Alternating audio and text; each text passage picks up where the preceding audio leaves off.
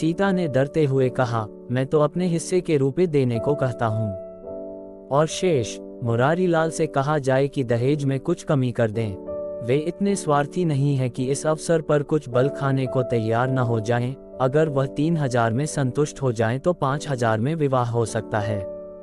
उमा ने कामतानाथ से कहा, सुनते हैं भाई साहब इसकी बातें। दयानाथ बोल उठे, तो इसमें आप लोगों का क्या नुकसान है? मुझे तो इस बात से खुशी हो रही है कि भला हम में कोई तो त्याग करने योग्य है। इन्हें तत्काल रुपए की जरूरत नहीं है, सरकार से वजीफा पाते ही हैं, पास होने पर कहीं न कहीं जगह मिल जाएगी।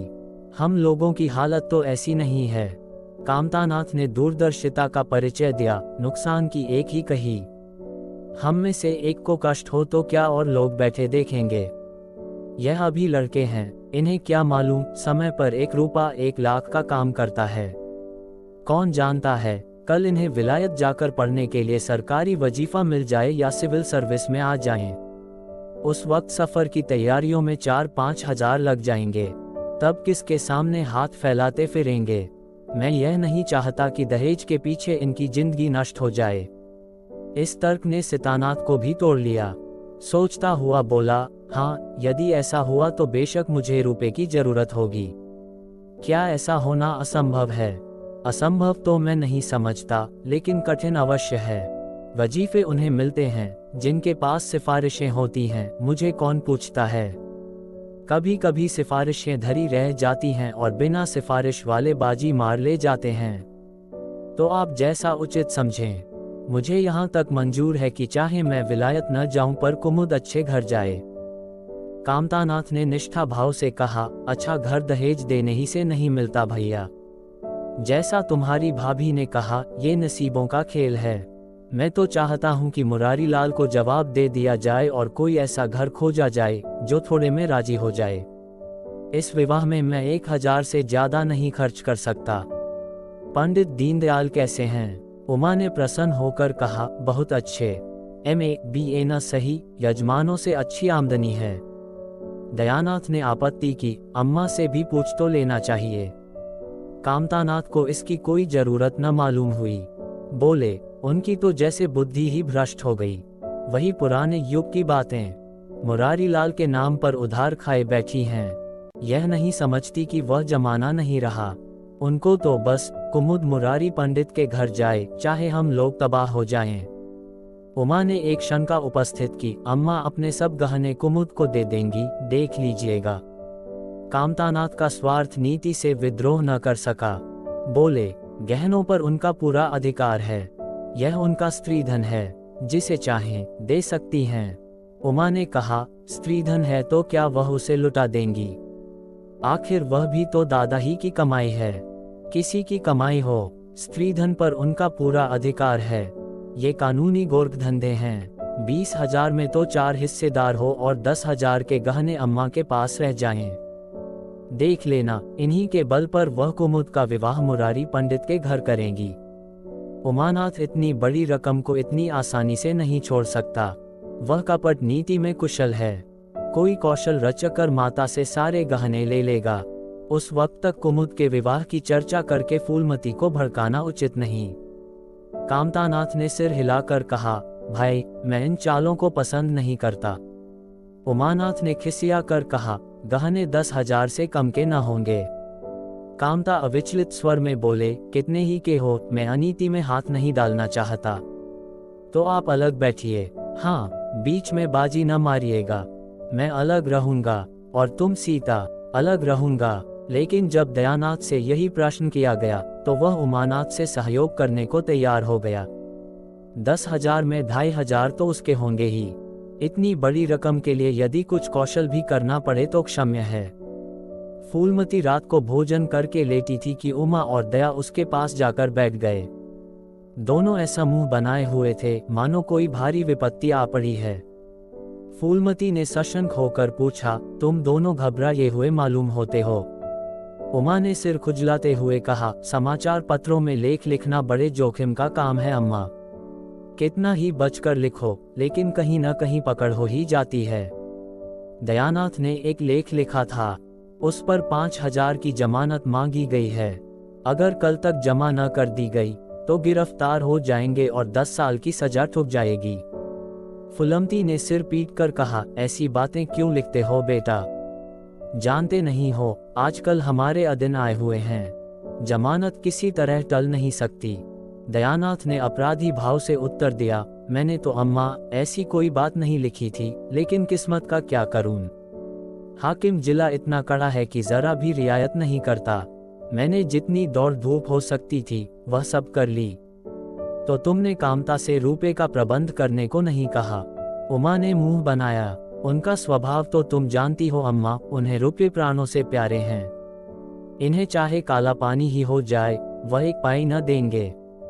दयानाथ ने समर्थन किया, मैंने तो उनसे इसका जिक्र ही नहीं किया। फूलमती ने चारपाई से उठते हुए कहा, चलो मैं कहती हूँ, देगा कैसे नहीं। रुपए इसी दिन के लिए होते हैं कि गाड़ कर रखने के लिए। उमानाथ ने माता को रोककर कहा, नहीं अम्मा, उनसे कुछ न कहो। रुपये तो न देंगे, उल्टे और हाय हाय मचाएंगे। उनको अपनी नौकरी की खैरियत मनानी है, इन्हें घर में रहने भी न देंगे। अफसरों में जाकर खबर दे दे तो आश्चर्य नहीं। फूलमती ने लाचार होकर कहा, तो फिर जमानत का क्या प्रबंध करोगे? मेरे पास तो कुछ नहीं है। हाँ, मेरे गहने हैं, इन्हें ले जाओ, कहीं गिरवी रखकर जमानत दे दो। और आज से कान पकड़ो कि किसी पत्र में एक शब्द भी न लिखोगे। दयानाथ कानों पर हाथ रखकर बोला, ये तो नहीं हो सकता अम्मा कि तुम्हारे जेवर लेकर मैं अपनी जान बचाऊं। 10-5 साल की कैद ही तो होगी, झेल लूंगा। यहीं बैठा बैठा क्या कर रहा हूं। फूलमती छाती पीटते हुए बोली, कैसी बातें मुंह से निकालते हो बेटा, मेरे जीते जी तुम्हें कौन गिरफ्तार कर सकता है? उसका मुंह झुलस दूंगी। गहने इसी दिन के लिए हैं या और किसी दिन के लिए जब तुम ही न रहोगे तो गहने लेकर क्या आग में झोंकूंगी। उसने पिटारी लाकर उसके सामने रख दी। दया ने उमा की ओर जैसे फरियाद की आंखों से देखा और बोला, आपकी क्या राय है भाई साहब? इसी मारे मैं कहता था अम्मा को बताने की जरूरत नहीं, जेल ही तो हो जाती या और कुछ। उमा ने जैसे सिफारिश करते हुए कहा, ये कैसे हो सकता था कि इतनी बड़ी वारदात हो जाती और अम्मों को खबर न होती। मुझसे यह नहीं हो सकता था कि सुनकर पेट में डाल लेता, मगर अब करना क्या चाहिए यह मैं खुद निर्णय नहीं कर सकता। न तो यही अच्छा लगता है कि तुम जेल जाओ और न यही अच्छा लगता है कि अम्मा के गहने गिरवी रखे जाएं। फूलमती ने व्यथित कंठ से पूछा, क्या तुम समझते हो मुझे गहने तुमसे ज्यादा प्यारे हैं? मैं तो प्राण तक तुम्हारे ऊपर न्यौछावर कर दूं, गहनों की बिसात ही क्या है। दया ने दृढ़ता से कहा, अम्मा तुम्हारे गहने तो न लूंगा, चाहे मुझ पर कुछ ही क्यों ना पड़े। जब आज तक तुम्हारी कुछ सेवा न कर सका तो किस मुंह से तुम्हारे गहने उठा ले जाऊं। मुझ जैसे कपूत को तो तुम्हारी कोख से जन्म ही न लेना चाहिए था, सदा तुम्हें कष्ट ही देता रहा। फूलमती ने भी उतनी ही दृढ़ता से कहा, अगर यूं न लोगे तो मैं खुद जाकर इन्हें गिरवी रख दूंगी और खुद हाकिम जिला के पास जाकर जमानत जमा कर आऊंगी। अगर इच्छा हो तो ये परीक्षा भी ले लो। आंखें बंद हो जाने के बाद क्या होगा भगवान जाने, लेकिन जब तक जीती हूं तुम्हारी ओर कोई तिरछी आंखों से देख नहीं सकता। उमानाथ ने मानो माता पर एहसान रख कर कहा, अब तो तुम्हारे लिए कोई रास्ता नहीं रहा दयानाथ। क्या हरज है, ले लो, मगर याद रखो ज्यों ही हाथ में रुपए आ जाएं, गहने छुड़ाने पड़ेंगे। सच कहते हैं मातृत्व दीर्घ तपस्या है, माता के सिवाय इतना स्नेह और कौन कर सकता है। हम बड़े अभागे हैं कि माता के प्रति जितनी श्रद्धा रखनी चाहिए उसका शतांश भी नहीं रखते। दोनों ने जैसे बड़े धर्म संकट में पड़कर गहनों की पिटारी संभाली और चलते बने। माता वात्सल्य भरी आंखों से उनकी ओर देख रही थी और उसकी संपूर्ण आत्मा का आशीर्वाद जैसे उन्हें अपनी गोद में समेट लेने के लिए व्याकुल हो रहा था। आज कई महीने के बाद उसके भग्न मात्र हृदय को अपना सर्वस्व अर्पण करके जैसे आनंद की विभूति मिली। उसकी स्वामिनी कल्पना इसी त्याग के लिए, इसी आत्मसमर्पण के लिए जैसे कोई मार्ग ढूंढती रहती थी। अधिकार या लोभ या ममता की वहां गंध तक न थी। त्याग ही उसका आनंद और त्याग ही उसका अधिकार है। आज अपना खोया हुआ अधिकार पाकर अपनी सिरजी हुई प्रतिमा पर अपने प्राणों की भेंट करके वह निहाल हो गई। 3 महीने और गुजर गए। मां के गहनों पर हाथ साफ करके चारों भाई उसकी दिलजोई करने लगे थे। अपनी स्त्रियों को भी समझाते थे कि उसका दिल न दुखाएं। अगर थोड़े से शिष्टाचार से उसकी आत्मा को शांति मिलती है तो इसमें क्या हानि है। चारों करते अपने मन की, पर माता से सलाह ले लेते या ऐसा जाल फैलाते कि वह सरला उनकी बातों में आ जाती और हर एक काम में सहमत हो जाती। बाग को बेचना उसे बहुत बुरा लगता था, लेकिन चारों ने ऐसी माया रची कि वह उसे बेचने पर राजी हो गई, किंतु कुमुद के विवाह के विषय में मतैक्य न हो सका। माँ पंडित मुरारीलाल पर जमी हुई थी, लड़के दीनदयाल पर अड़े हुए थे। एक दिन आपस में कलह हो गई। फूलमती ने कहा, माँ बाप की कमाई में बेटी का हिस्सा भी है। तुम्हें 16,000 का एक बाग मिला, 25,000 का एक मकान, 20,000 नकद में, क्या 5,000 भी कुमुद का हिस्सा नहीं है। कामता ने नम्रता से कहा, अम्मा, कुमुद आपकी लड़की है तो हमारी बहन है। आप 2-4 साल में प्रस्थान कर जाएंगी, पर हमारा और उसका बहुत दिनों तक संबंध रहेगा। तब हम यथाशक्ति कोई ऐसी बात न करेंगे जिससे उसका अमंगल हो, लेकिन हिस्से की बात कहती हो तो कुमुद का हिस्सा कुछ नहीं। दादा जीवित थे तब और बात थी, वह उसके विवाह में जितना चाहते खर्च करते, कोई उनका हाथ न पकड़ सकता था। लेकिन अब तो हमें एक एक पैसे की किफायत करनी पड़ेगी। जो काम 1000 में हो जाए उसके लिए 5,000 खर्च करना कहाँ की बुद्धिमानी है। उमानाथ से सुधारा, 5,000 क्यों, 10,000 कहिए। कामता ने भवें सिकोड़कर कहा, नहीं, मैं 5,000 ही कहूँगा। एक विवाह में 5,000 खर्च करने की हमारी हैसियत नहीं है। फूलमती ने जिद पकड़कर कहा, विवाह तो मुरारीलाल के पुत्र से ही होगा, 5,000 खर्च हो चाहे 10,000। मेरे पति की कमाई है, मैंने मर मर कर जोड़ा है, अपनी इच्छा से खर्च करूंगी। तुम्ही ने मेरी कोख से नहीं जन्म लिया है, कुमुद भी उसी कोख से आई है। मेरी आंखों में तुम सब बराबर हो, मैं किसी से कुछ मांगती नहीं। तुम बैठे तमाशा देखो, मैं सब कुछ कर लूंगी। 20,000 में 5,000 कुमुद का है। कामतानाथ को अब कड़वे सत्य की शरण लेने के सिवा और मार्ग न रहा। बोला, अम्मा, तुम बरबस बात बढ़ाती हो। जिन रूपों को तुम अपना समझती हो वह तुम्हारे नहीं हैं। तुम हमारी अनुमति के बिना उनमें से कुछ नहीं खर्च कर सकती। फूलमती को जैसे सर्प ने इस लिया, क्या कहा, फिर तो कहना, मैं अपने ही संचय रुपए अपनी इच्छा से नहीं खर्च कर सकती। वह रुपये तुम्हारे नहीं रहे, हमारे हो गए। तुम्हारे होंगे, लेकिन मेरे मरने के पीछे नहीं, दादा के मरते ही हमारे हो गए। उमानाथ ने बेहयाई से कहा, अम्मा, कानून कायदा तो जानती नहीं, नाहक उछलती हैं। फूलमती क्रोध विवल रोकर बोली, भाड़ में जाए तुम्हारा कानून, मैं ऐसे कानून को नहीं जानती। तुम्हारे दादा ऐसे कोई धन्ना सेठ नहीं थे। मैंने ही पेट और तन काटकर यह गृहस्थी जोड़ी है, नहीं आज बैठने की छांव न मिलती। मेरे जीते जी तुम मेरे रुपए नहीं छू सकते। मैंने 3 भाइयों के विवाह में 10-10 हजार खर्च किए हैं, वही मैं कुमुद के विवाह में भी खर्च करूंगी। कामतानाथ भी गर्म पड़ा, आपको कुछ भी खर्च करने का अधिकार नहीं है। फूलमती ने संयमित स्वर में कहा, अच्छा, क्या कानून है, जरा मैं भी सुनूं। उमानाथ ने बड़े भाई को डांटा, आप खामख्वाह अम्मा के मुंह लगते हैं भाई साहब। मुरारीलाल को पत्र लिख दीजिए कि तुम्हारे यहाँ कुमुद का विवाह न होगा। बस छुट्टी हुई। कायदा कानून तो जानती नहीं, व्यर्थ की बहस करती हैं। उमा ने निरीह भाव से कहा, कानून यही है कि बाप के मरने के बाद जायदाद बेटों की हो जाती है। माँ का हक केवल रोटी का पड़े का है। फूलमती ने तड़प कर पूछा, किसने ये कानून बनाया है। उमा शांत स्थिर स्वर में बोला, हमारे ऋषियों ने, महाराज मनु ने, और किसने। फूलमती एक क्षण अवाक रहकर आहत कंठ से बोली, तो इस घर में मैं तुम्हारे टुकड़ों पर पड़ी हुई हूँ। उमानाथ ने न्यायाधीश की निर्ममता से कहा, तुम जैसा समझो। फूलमती की संपूर्ण आत्मा मानो इस वज्रपात से चीत्कार करने लगी। उसके मुख से जलती हुई चिनगारियों की भांति यह शब्द निकल पड़े, मैंने घर बनवाया, मैंने संपत्ति जोड़ी, मैंने तुम्हें जन्म दिया, पाला, और आज मैं इस घर में गैर हूँ। मनु का यही कानून है और तुम उसी कानून पर चलना चाहते हो।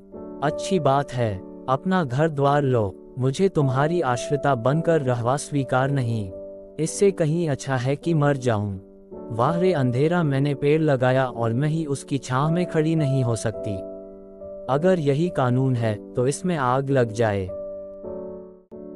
चारों युवकों पर माता के इस क्रोध और आतंक का कोई असर न हुआ। कानून का फौलादी कवच उनकी रक्षा कर रहा था।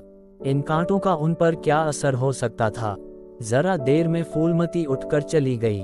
आज जीवन में पहली बार उसका वात्सल्य मग्न मातृत्व अभिशाप बनकर उसे धिक्कारने लगा।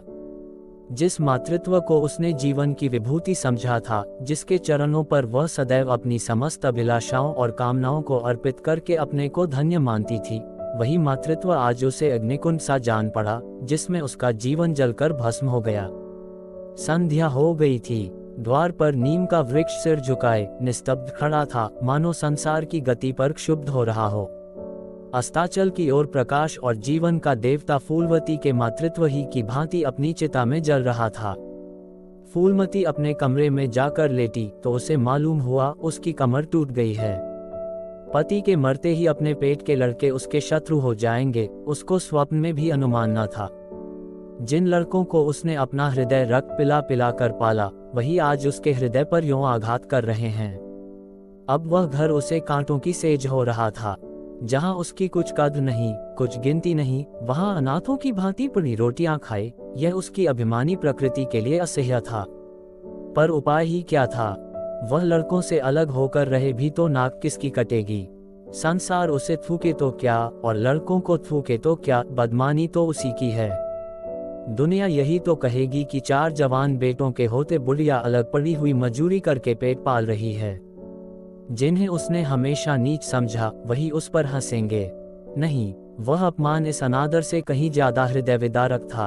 अब अपना और घर का पर्दा ढका रखने में ही कुशल है। हाँ, अब उसे अपने को नई परिस्थितियों के अनुकूल बनाना पड़ेगा। समय बदल गया है। अब तक स्वामिनी बनकर रही, अब लौड़ी बनकर रहना पड़ेगा। ईश्वर की यही इच्छा है। अपने बेटों की बातें और लातें गैरों की बातों और लातों की अपेक्षा फिर भी गनीमत हैं। वह बड़ी देर तक मुंह ढांपे अपनी दशा पर रोती रही।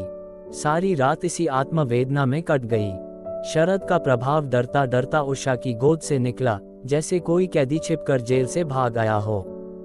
फूलमती अपने नियम के विरुद्ध आज तड़के ही उठी। रात भर में उसका मानसिक परिवर्तन हो चुका था। सारा घर सो रहा था और वह आंगन में झाड़ू लगा रही थी। रात भर ओस में भीगी हुई उसकी पक्की जमीन उसके नंगे पैरों में कांटों की तरह चुभ रही थी। पंडित जी उसे कभी इतने सवेरे उठने न देते थे। शीत उसके लिए बहुत हानिकारक था, पर अब वह दिन नहीं रहे। प्रकृति उसको भी समय के साथ बदल देने का प्रयत्न कर रही थी। झाड़ू से फुर्सत पाकर उसने आग जलाए और चावल दाल की कंकड़ियां चुनने लगी। कुछ देर में लड़के जागे, बहुएं उठीं। सभी ने बुढ़िया को सर्दी से सिकुड़े हुए काम करते देखा, पर किसी ने यह न कहा कि अम्मा क्यों हलकान होती हो। शायद सब के सब बुढ़िया के इस मान मर्दन पर प्रसन्न थे। आज से फूलमती का यही नियम हो गया कि जी तोड़कर घर का काम करना और अंतरंग नीति से अलग रहना। उसके मुख पर जो एक आत्मगौरव झलकता रहता था, उसकी जगह अब गहरी वेदना छाई हुई नजर आती थी। जहां बिजली जलती थी, वहां अब तेल का दिया टिमटिमा रहा था, जिसे बुझा देने के लिए हवा का एक हल्का सा झोंका काफी है। मुरारीलाल को इनकारी पत्र लिखने की बात पक्की हो चुकी थी। दूसरे दिन पत्र लिख दिया गया।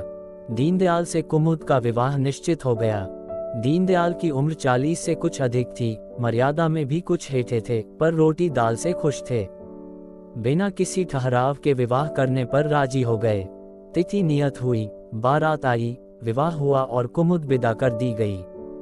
फूलमती के दिल पर क्या गुजर रही थी, इसे कौन जान सकता है, पर चारों भाई बहुत प्रसन्न थे, मानो उनके हृदय का कांटा निकल गया हो।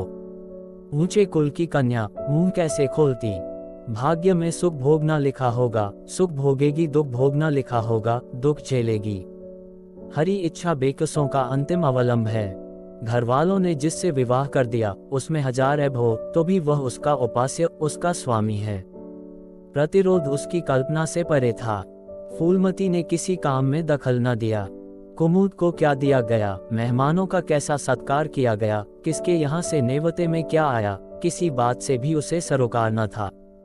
उससे कोई सलाह भी ली गई तो यही कहा, बेटा तुम लोग जो करते हो अच्छा ही करते हो, मुझसे क्या पूछते हो। जब कुमुद के लिए द्वार पर डोली आ गई और कुमुद माँ के गले लिपट कर रोने लगी, तो वह बेटी को अपनी कोठरी में ले गई और जो कुछ 150 रुपए और 2-4 मामूली गहने उसके पास बच रहे थे, बेटी की आंचल में डालकर बोली, बेटी मेरी तो मन की मन में रह गई, नहीं तो क्या आज तुम्हारा विवाह इस तरह होता और तुम इस तरह विदा की जाती।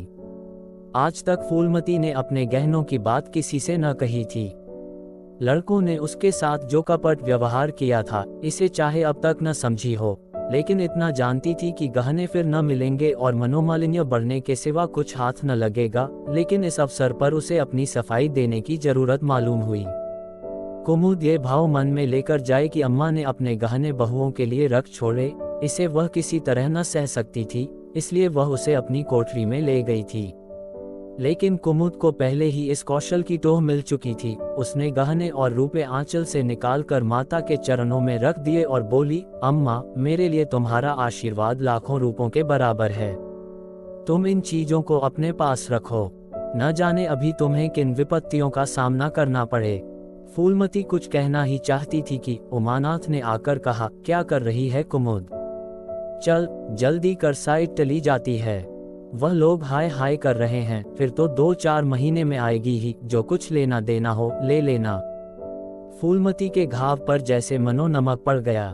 बोली, मेरे पास अब क्या है भैया जो इसे मैं दूंगी, जाओ बेटी, भगवान तुम्हारा सुहाग अमर करें।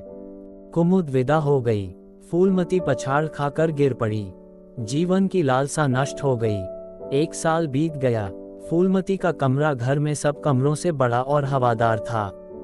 कई महीनों से उसने बड़ी बहू के लिए खाली कर दिया था और खुद एक छोटी सी कोठरी में रहने लगी जैसे कोई भिखारिन हो। बेटों और बहुओं से अब उसे जरा भी स्नेह न था, वह अब घर की लौड़ी थी। घर के किसी प्राणी, किसी वस्तु, किसी प्रसंग से उसे प्रयोजन न था। वह केवल इसलिए जीती थी कि मौत न आती थी। सुख या दुख का अब उसे लेश मात्र भी ज्ञान न था। उमानाथ का औषधालय खुला, मित्रों की दावत हुई, नाच तमाशा हुआ। दयानाथ का प्रेस खुला, फिर जलसा हुआ। सितानाथ को वजीफा मिला और विलायत गया, फिर उत्सव हुआ। कामतानाथ के बड़े लड़के का यज्ञोपवीत संस्कार हुआ, फिर धूमधाम हुई, लेकिन फूलमती के मुख पर आनंद की छाया तक न आई। कामता प्रसाद टाइफाइड में महीने भर बीमार रहा और मरकर उठा। दयानाथ ने अब की अपने पत्र का प्रचार बढ़ाने के लिए वास्तव में एक आपत्तिजनक लेख लिखा और 6 महीने की सजा पाए। उमानाथ ने एक फौजदारी के मामले में रिश्वत लेकर गलत रिपोर्ट लिखी और उसकी सनद छीन ली गई, पर फूलमती के चेहरे पर रंज की परछाई तक न पड़ी।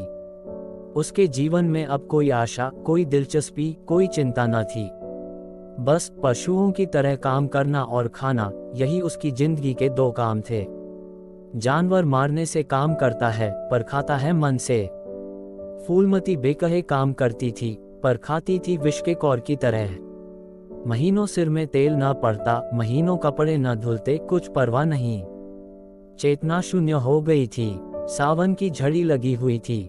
मलेरिया फैल रहा था। आकाश में मटियाले बादल थे, जमीन पर मटियाला पानी। आर्द्र वायु शीत ज्वर और श्वास का वितरण करती फिरती थी। घर की महरी बीमार पड़ गई।